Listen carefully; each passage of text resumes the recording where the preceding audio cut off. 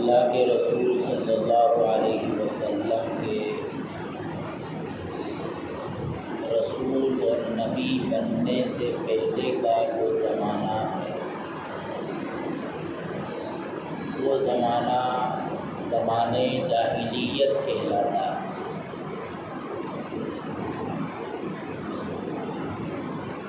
اور جاہلیت کا مطلب فقط یہ نہیں ہوتا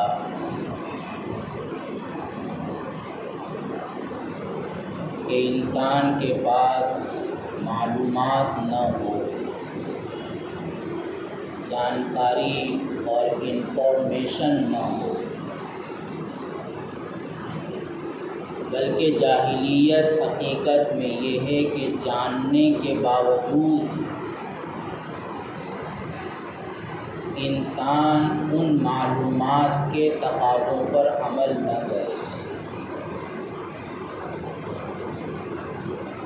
تو یہ زمانہ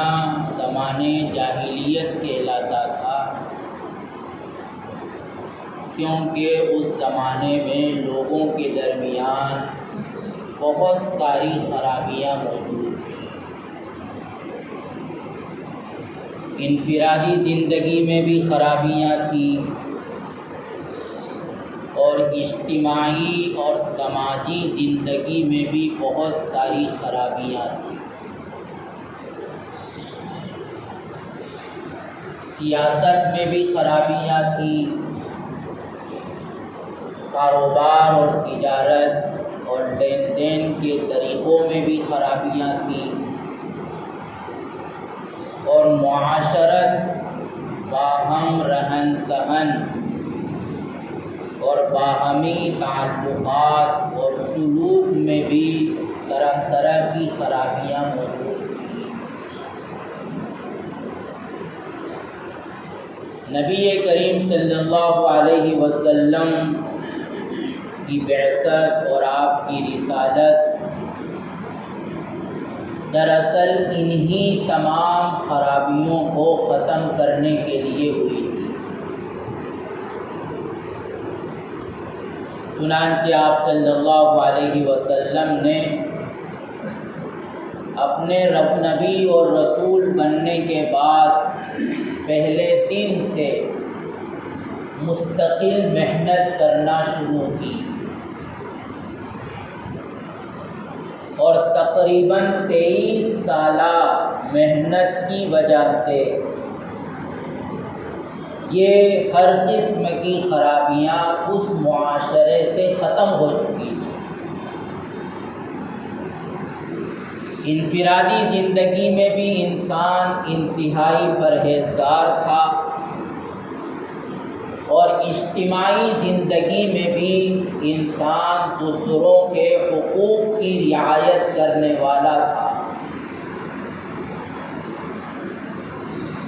حتیٰ کہ نبی کریم صلی اللہ علیہ وسلم نے جب سن ہجری 10 میں حج فرمایا، جس کو حجۃ الوداع کہتے ہیں، وداع کے معنی عربی میں رخصت کرنے کے، کیونکہ اللہ کے رسول صلی اللہ علیہ وسلم کی زندگی کا یہی پہلا حج تھا اور یہی آخری حج تھا، اور آپ صلی اللہ علیہ وسلم نے اپنے حج کے متعدد خطابات میں امت کو اس طرح خطاب فرمایا جس طرح کہ کوئی رخصت ہونے والا اپنے متعلقین کو آخری نصیحتیں کر رہا ہو۔ اسی لیے آپ صلی اللہ علیہ وسلم کے خطبہ حجۃ الوداع کی بہت زیادہ اہمیت ہے۔ وہ خطبہ اسلام کے ایک منشور اور ایک دستور کی حیثیت رکھتا ہے۔ اس خطبے میں آپ صلی اللہ علیہ وسلم نے یہ اعلان فرما دیا تھا کہ الا کل کل امر الجاہلیت موضوع تحت قدمی، کہ لوگوں سن لو، جاہلیت کی جتنی بھی رسمیں تھیں اور جاہلیت کے جتنے بھی رسوم تھے، رواج تھے، وہ سب کے سب ختم ہو چکے ہیں۔ میں اپنے قدموں کے نیچے آج اس کو روند رہا ہوں۔ یعنی آج کے بعد جاہلیت کی کسی بھی رسم کا اور کسی بھی روایت کا معاشرے میں چلن نہ ہونا چاہیے، اور اگر اس روایت اور رسم کا کسی کے ذمے کوئی قرض باقی ہو تو اس کو حق نہیں ہے کہ وہ جاہلیت کی رسم کے مطابق اپنے اس حق کا مطالبہ کرے جبکہ شریعت اس کو ختم کر رہی ہے۔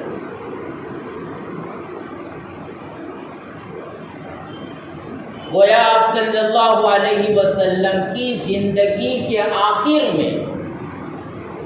عرب کا وہ معاشرہ جاہلیت کی ہر قسم کی روایات، ہر قسم کے رسوم، ہر قسم کے رواج سے بالکل پاک صاف ہو چکا تھا،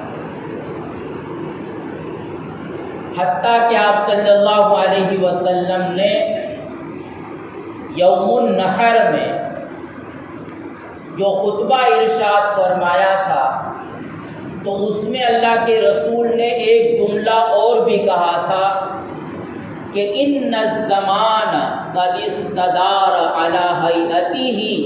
یوم خلق اللہ السماوات والارض۔ اس جملے کے مختلف مطلب ہو سکتے ہیں،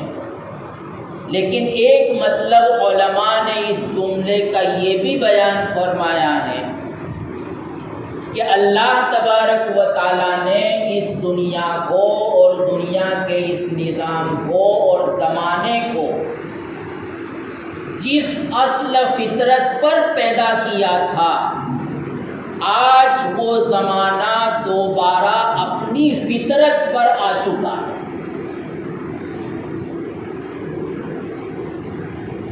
یعنی اللہ کی کوئی نافرمانی نہیں ہوگی، اب لوگوں کے حقوق اب پامال نہیں ہوں گے، اور انسان اس وقت گویا دنیا میں اور عرب میں اس طرح زندگی گزار رہا ہے کہ اس کی پوری زندگی انفرادی بھی اور اجتماعی بھی اللہ کے دین فطرت کے مطابق ہو چکی ہے۔ وہاں اللہ کے کسی بھی حکم کی پامالی نہیں ہو رہی،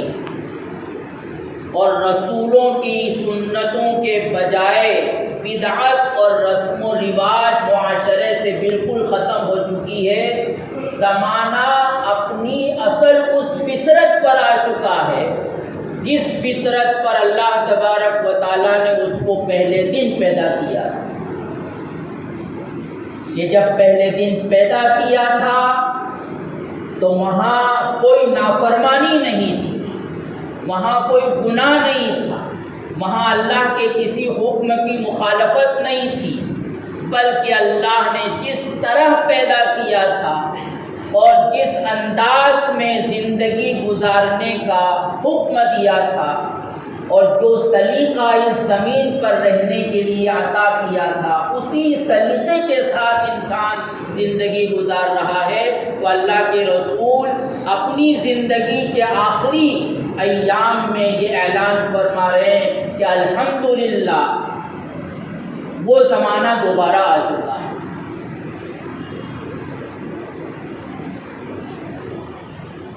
لیکن اس کے ساتھ ساتھ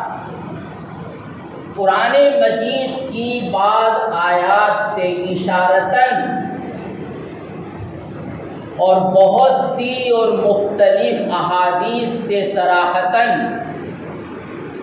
یہ بات معلوم ہوتی ہے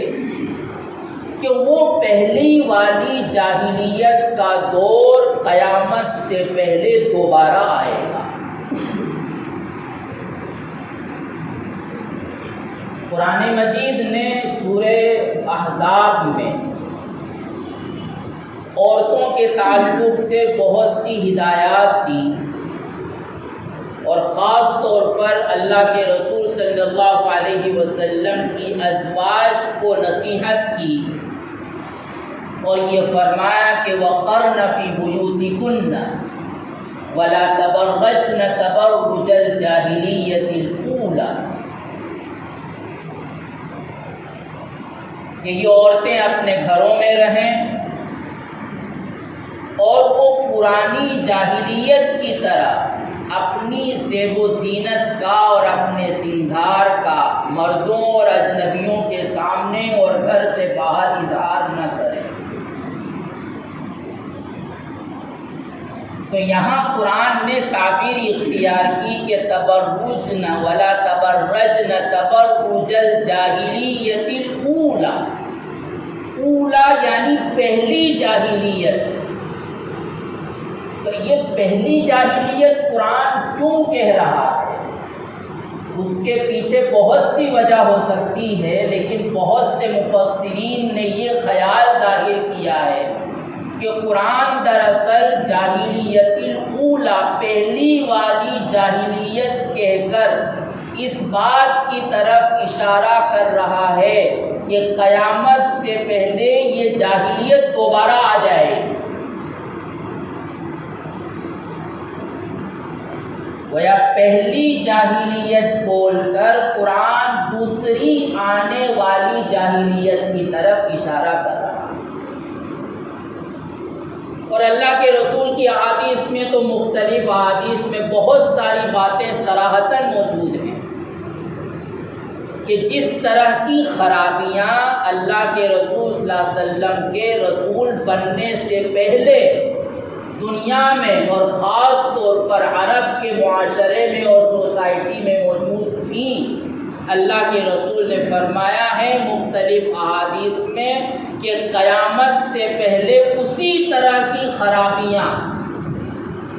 بلکہ اس سے ایک قدم آگے بڑھ کر خرابیاں معاشرے میں اور سوسائٹی میں پیدا ہو جائیں گی۔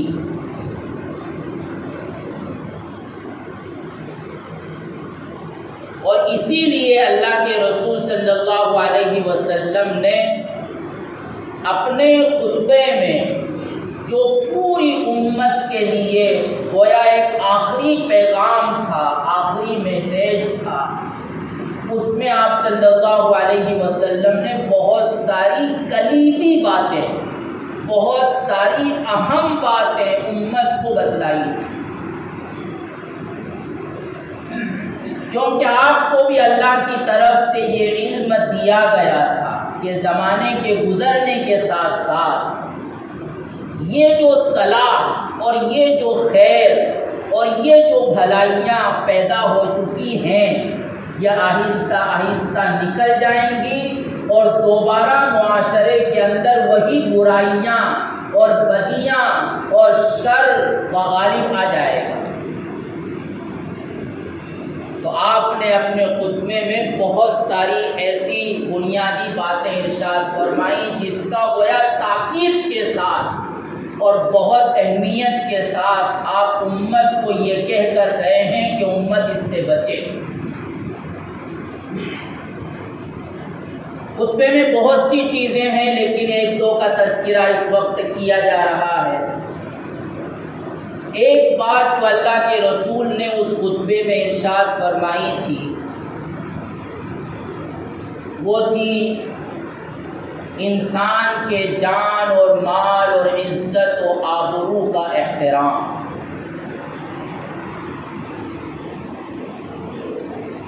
آپ نے فرمایا تھا کہ ان حرمت دمائکم و انفسکم و اموالکم حرام علیکم،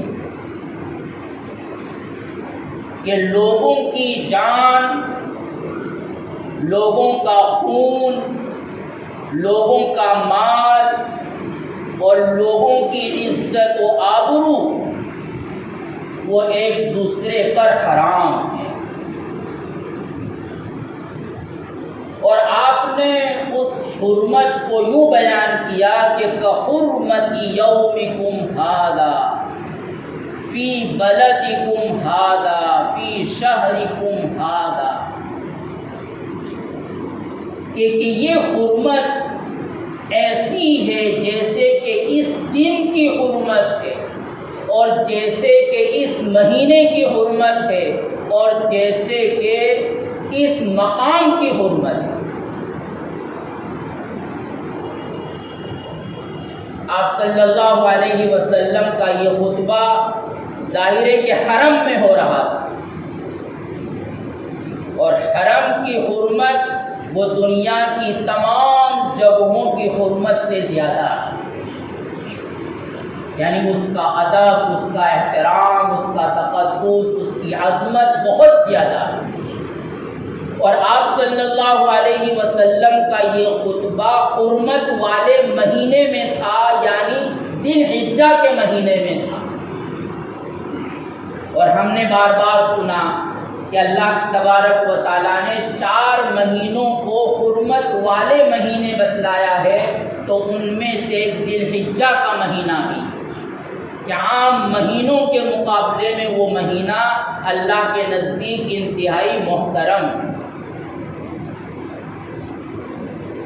تو جس مقام پر آپ خطاب فرما رہے تھے وہ مقام بھی محترم تھا، اور جس مہینے میں آپ صلی اللہ علیہ وسلم خطاب فرما رہے تھے وہ مہینہ بھی محترم تھا، اور جو دن تھا وہ یوم النحر تھا، یعنی عید کا دن تھا، عید الاضحیٰ کا دن تھا، 10 ذی الحجہ کا دن تھا۔ تو یہ بھی حرمت والا دن، تو اللہ کے رسول نے فرمایا کہ دیکھو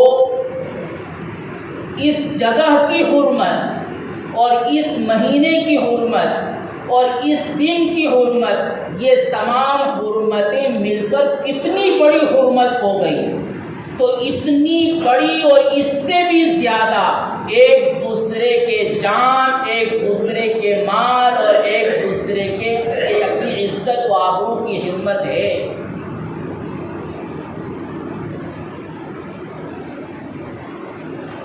یعنی تم ایک دوسرے کی جان و مال اور عزت و آبرو کی حرمت کو پامال نہ کرنا، کیونکہ جاہلیت میں انسان کی جان اور اس کے مال اور اس کی عزت و آبرو کی کوئی قیمت نہیں تھی۔ معمولی بہانوں اور اس اصول کی بنیاد پر انسان کی جان لے لی جاتی، بچوں کے جھگڑوں میں بڑوں کو قتل کر دیا جاتا تھا، بلکہ جانوروں کے جھگڑوں میں وہاں قبیلوں کے درمیان لڑائیاں ہوتی تھیں، اور وہ لڑائیاں 1-2 دن کی نہیں بلکہ برسوں چلتی تھی، اور مرنے والا باپ وہ بیٹوں کو وصیت کر کے جاتا تھا کہ فلاں قبیلے کے ساتھ ہماری لڑائی ہے، وہ لڑائی پوری کر کے رہنا۔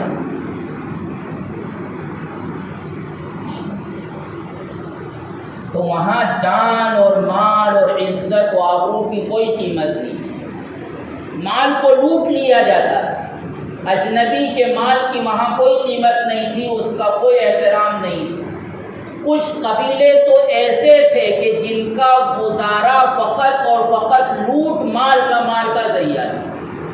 خود ابو ذر غفاری رضی اللہ تعالیٰ عنہ جس قبیلے سے تعلق رکھتے تھے،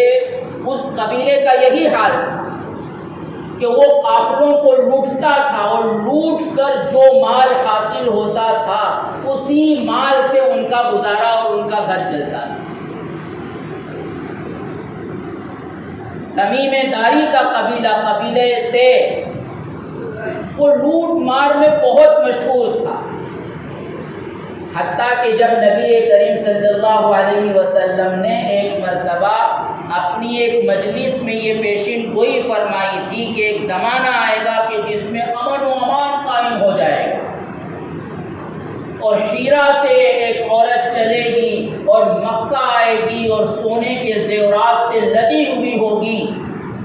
لیکن اس کو کسی بھی چیز کا خطرہ نہیں ہوگا، کوئی اس کو آنکھ اٹھا کر دیکھنے والا نہیں ہوگا۔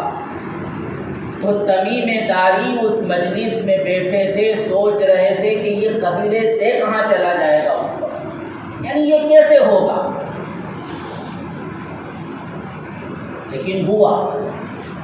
تو بہرحال وہ زمانہ تھا کہ جس زمانے میں انسان کی جان اور مال اور عزت و آبرو کی کوئی قیمت نہیں تھی، اللہ کے رسول صلی اللہ علیہ وسلم نے انسان کی جان و مال، عزت و آبرو کی قیمت کو بحال کیا تھا، اور اعلان کر کے گئے اللہ کے رسول کہ دیکھو جو حرمت بحال ہو چکی ہے، کہ جس طرح آج تم ایک دوسرے کا احترام کر رہے ہو، ایک دوسرے کی عزت کا خیال کرتے ہو، ایک دوسرے کے مال کی قیمت ہے تمہاری نظر میں، یہ باقی رہنا چاہیے اور قیامت تک باقی رہنا چاہیے، اور اس کی خلاف ورزی سے تم اپنے آپ کو بچانا۔ یہ بات اللہ کے رسول صلی اللہ علیہ وسلم نے روایات سے معلوم ہوتا ہے کہ عرفہ کا خطبہ جو 9 ذی الحجہ کا خطبہ تھا اس میں بھی ارشاد فرمائی تھی، اور یوم النحر 10 ذی الحجہ کا جو خطبہ تھا اس میں بھی ارشاد فرمائی تھی، اور جو 12 یا 13 کا جو خطبہ تھا اس میں بھی اللہ کے رسول نے یہ بات ارشاد فرمائی تھی۔ گویا اللہ کے رسول کو کتنا اہتمام تھا، اور آپ اللہ کی طرف سے دیے ہوئے علم کی بنیاد پر گویا یہ دیکھ رہے تھے کہ قیامت سے پہلے وہ دوبارہ زمانہ آئے گا کہ جس زمانے میں انسان کی جان اور مال اور عزت و آبرو کی کوئی قیمت باقی نہیں رہے۔ اور دوستو یہ بدقسمتی ہے ہماری کہ ہم نے ایسا زمانہ پا لیا کہ آج انسان کی جان، مال، عزت و آبرو کی کوئی قیمت نہیں، اور جب ہم یہ بات سن رہے ہیں تو ہو سکتا ہے کہ ہمارے بہت سے لوگوں کے ذہنوں میں فوراً ذہن جائے حکومتوں کی طرف، کہ حکومتوں کی غلط پالیسیاں اور ان کی طرف سے پھیلائی جانے والی نفرتیں، اس نے گویا لوگوں کو اس مقام پر پہنچا دیا ہے کہ ایک دوسرے کے جان کی اور مال کی اور عزت و آبرو کی کوئی قیمت نہیں رہی۔ یقیناً ہے ایسا، اس سے انکار نہیں ہے، اور اس میں کوئی اس ملک کی خاصیت نہیں ہے، دنیا کی تمام ممالک کی حکومتوں کا یہی حال ہے کہ ان کے اپنے مفادات کی وجہ سے، اپنی غلط پالیسیوں کی وجہ سے، اپنے عہدوں اور منصب کو بچانے کے لیے انہوں نے اپنی عوام کو اور اپنی رعایا کو جہنم کی بھٹی پر لا کر کھڑا کر دیا۔ لیکن دوستو فقط یہ جان اور مال اور عزت و حرمت کی پامالی وہاں سے نہیں ہو رہی، ذرا ہمیں اپنے گریبان میں بھی منہ جھانک کر دیکھنے کی ضرورت ہے۔ خود ہم اپنی سوسائٹی میں اور اپنی انفرادی اور اجتماعی زندگی میں جو کچھ بھی دوستو اگر ہم غور کریں، ہمارا جو رویہ ہے، ہمارا جو سلوک ہے، ہمارا جو طور و طریق ہے، اس کا اگر ہم جائزہ لیں گے تو ہم اس نتیجے پر پہنچیں گے کہ ہم میں سے ہر شخص کا حال یہی ہے کہ اس کے دل میں دوسرے کا کوئی احترام نہیں، اس کے دل میں دوسرے کے مال کی، عزت و آبرو کی کوئی قیمت نہیں۔ آج ہم میں سے ہر شخص کا اللہ کی پناہ یہی حال ہے۔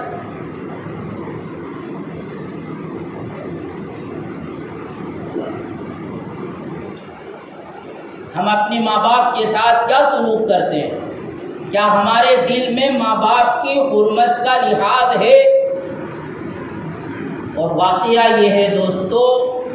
کہ جتنا احترام ہمارے ہم عمر دوستوں کا ہمارے دل میں ہے، اتنا احترام ہمارے ماں باپ کا ہمارے دل میں نہیں ہے۔ اور یہ مستقل قیامت کی نشانی ہے کہ انسان اپنے دوستوں کو قریب کرے گا لیکن اس کے بوڑھے ماں باپ اس پر بوجھ بن جائیں گے۔ آج حال یہ ہے کہ ہم اپنی بیوی سے، اپنی بہن سے، اپنی ماں سے سیدھے منہ بات کرنے کو تیار نہیں ہیں، لیکن اس کے مقابلے میں سڑک پر چلنے والی ہر لڑکی کے تعلق سے ہم منتظر ہوتے ہیں کہ وہ مسکرا کر مجھے دیکھے اور مجھے ایک بات کرنے کا موقع مل جائے۔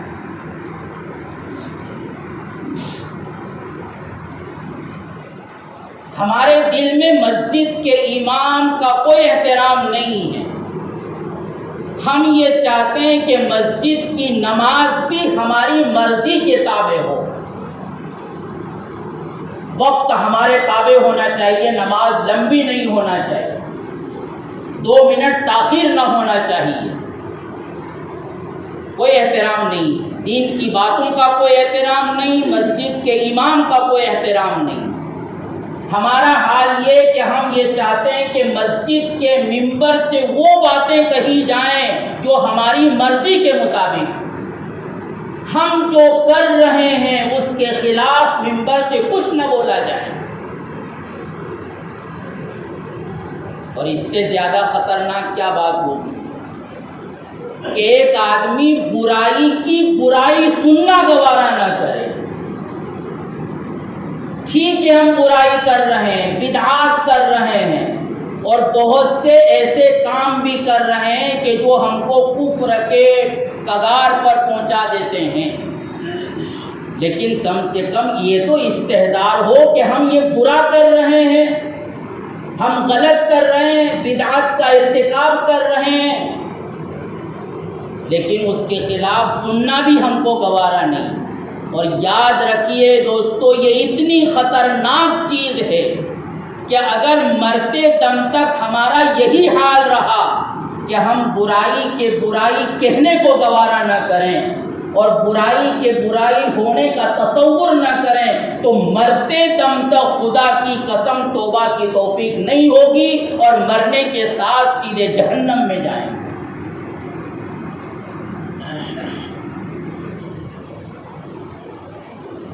تو یہ ہمارے معاشرے کا حال ہے۔ ایک دوسرے کا ہمارے دل میں کوئی احترام نہیں، ایک دوسرے پر طعن و تشنیع، پیٹھ پیچھے ان کی غیبت، ایک دوسرے کو نیچا دکھانے کی کوشش، اور مسجد سے بدعتوں کو رواج دینا، کوئی احترام نہیں۔ تو یہ وہ جاہلیت کی چیزیں ہیں دوستوں کہ جس کے متعلق اللہ کے رسول صلی اللہ علیہ وسلم اپنے آخری خطبے میں کہہ کر گئے ہیں کہ جاہلیت کی ان تمام چیزوں کو آج میں پیروں تلے روند کر جا رہا ہوں، اور یاد رکھنا کہ تم ان حرمتوں کا لحاظ رکھنا، ورنہ پھر تمہارا وہی حال ہوگا جو اس معاشرے کا حال جاہلیت میں تھا۔ انسان اپنا غور کرے، اجنبی غیروں کے ساتھ جیسے ہمارے تعلقات ہے اپنے کاروبار کی وجہ سے، اپنی ملازمتوں کی وجہ سے، اس طرح کے تعلقات اپنے رشتہ داروں کے ساتھ ہمارے نہیں۔ ملازمتوں کی خاطر افسروں کے سامنے ہاتھ جوڑنے کو تیار ہیں، لیکن اپنے رشتہ دار، اپنے محلے کے بزرگ اور بوڑھوں کے دل کا ہمارے دل میں کوئی احترام نہیں، ان کا ہم مذاق اڑاتے ہیں۔ ایک دوسرے کے مال کی کوئی قیمت نہیں، لوگوں کے حقوق کو پامال کر رہے ہیں اور سینہ زوری کے ساتھ پامال کر رہے ہیں، کمزوروں کو دبا رہے ہیں، میراث میں اپنے بھائیوں کا بہنوں کا حق نہیں دے رہے ہیں۔ دوستو یہ ہماری انانیت ہو سکتا ہے کہ آج تم کو عزت حاصل ہو تمہارے مال کی وجہ سے، تمہارے طاقت کی وجہ سے، یا معاشرے میں کسی وجاہت کی وجہ سے، جس کی وجہ سے آج تم نے کمزور کو دبا دیا، اس کی بے حرمتی کر دی اور اس کا حق اس کو نہیں دیا۔ تو آج تو ہو سکتا ہے کہ کوئی تمہارا گریبان پکڑنے والا نہیں، لیکن خدا کی قسم کل قیامت کے دن تمہارا گریبان پکڑا جائے گا تو دنیا تم کو چھڑا نہیں پائے گی۔ تو یہ ہے دوستو، اللہ کے رسول نے اپنے اس خطبے میں بہت سی باتیں ارشاد فرمائی تھی، ان میں سے ایک اہم بات یہ تھی جس کا تذکرہ کیا گیا۔ ہم کو چاہیے کہ ہم اپنی زندگی کا جائزہ لیں، ایسی کوئی بات ہے تو ہم اس کو نکالنے کی کوشش کریں۔ ہمارے دل میں ایک دوسرے کا احترام ہونا چاہیے، ایک دوسرے کی قدر ہونا چاہیے، ایک دوسرے کا لحاظ ہونا چاہیے۔ اللہ ہم سب کے لیے آسان فرمائے، آمین۔ وآخر دعوانا الحمدللہ۔